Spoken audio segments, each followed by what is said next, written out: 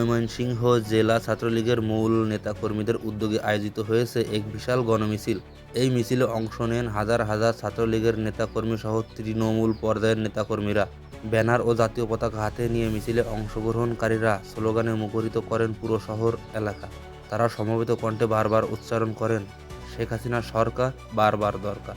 পাশাপাশি তারা ঐতিহ্যবাহী স্লোগান জয় বাংলা, জয় বঙ্গবন্ধু ধ্বনিত করেন। স্থানীয়দের মতে এ ধরনের গণমিছিল দীর্ঘদিন পর দেখা গেল ময়মনসিংহে। মিছিলে সাধারণ মানুষের স্বতঃস্ফূর্ত উপস্থিতি চোখে পড়ে। শহরের প্রধান সড়কগুলোতে শৃঙ্খলাপূর্ণভাবে মিছিল প্রদক্ষিণ করেন নেতাকর্মীরা।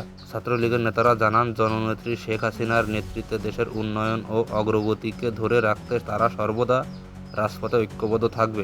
একই সাথে তারা ষড়যন্ত্র অপশক্তির বিরুদ্ধে ঐক্যবদ্ধ থাকার বার্তা দেন। সুপ্রিয় দর্শক, এই বিষয়ে আপনাদের মতামত কি তা জানান বিস্তারিত কমেন্টে।